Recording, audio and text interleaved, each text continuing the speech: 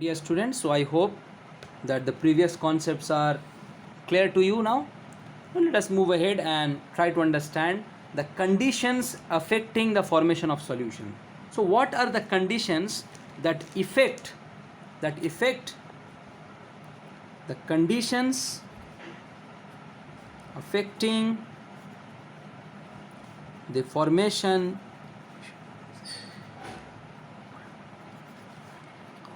solution?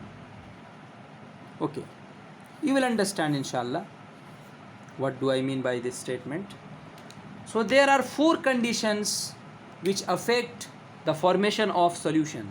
The formation of solution means when you add the solute into the solvent, you get a result, and that is solution. If that mixture, if that result is a homogeneous one, then you can term that mixture, that result, as a solution. Okay, so what are the conditions that affect this addition, this formation, or this result? The first one is the nature of the solute and the solvent. The first condition is the nature of the solute and the solvent.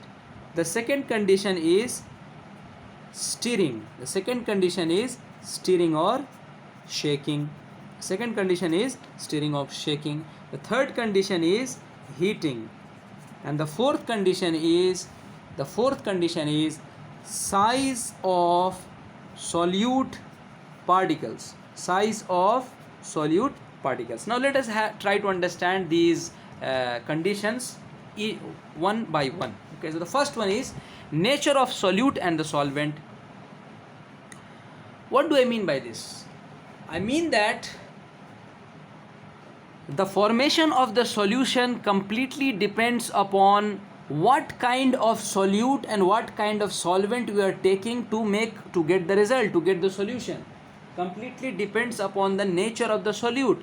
Whether you are adding sand, whether you are taking kerosene, whether you are adding salt, or whether you are taking alcohol as a solvent. So it depends upon the nature of the solute and solvent. Okay, so the result, the solution which we will get after the addition of this solute and solvent completely depends upon the nature of the solute and the solvent. Okay, what exactly you are taking as a solute and a solvent to form the solution. This is what nature of solute and solvent means. Okay, the next one is stirring or shaking. What do I mean by this?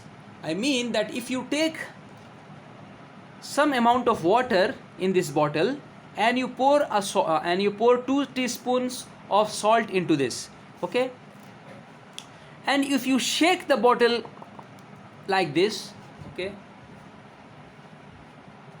if you shake the bottle vigorously, if you shake the bottle rigorously, what will happen? Or you stir it. If you have a glass of water and you have put some teaspoons of salt into that glass and you are stirring it rigorously, or if you are having a bottle filled with water and you have put some amount of salt into it and you are shaking it, so whether you shake or you stir, if you are doing it rigorously, what will happen? Yes, the formation of the solution will be faster. The solute will get dissolved into that solvent faster because you are shaking and stirring it. Okay, so this affects the formation of solution. Okay,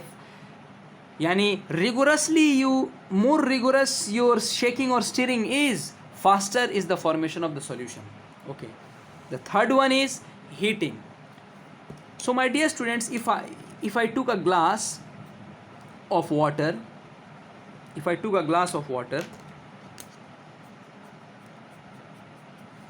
and you also took a glass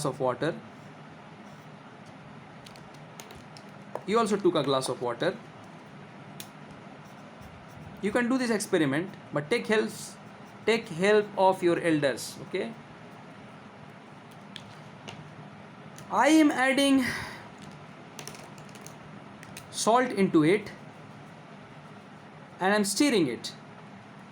You are also adding salt into it, but instead of stirring, you are heating this glass. Okay, So sugar dissolves slowly in cold water. So if I have taken the glass of water, the water is cold.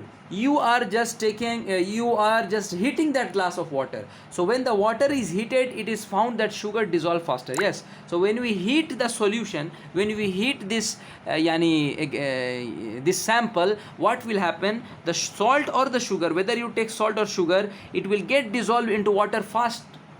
Why? Because heat enhances the ability of the solute to get dissolved.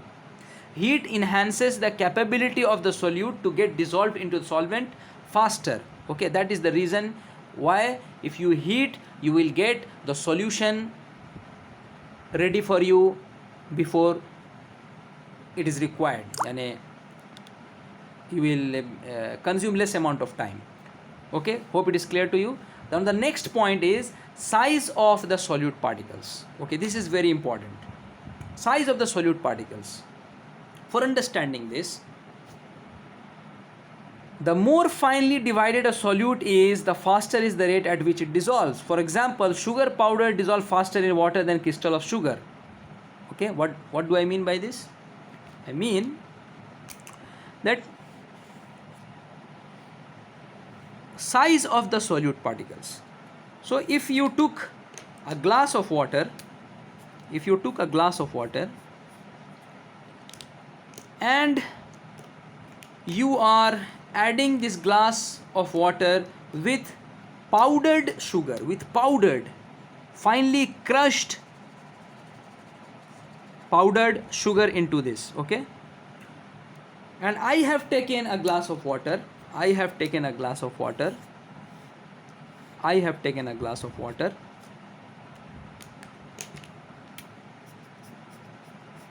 and instead of taking finely powdered sugar, I am taking what? Crystals, okay? Sugar crystals. I am adding sugar crystals to it.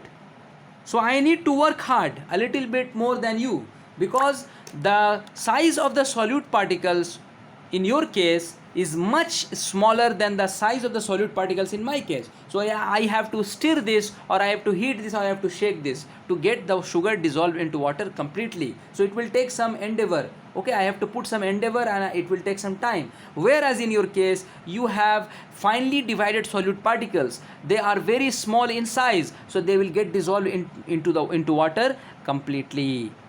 Hope you understood.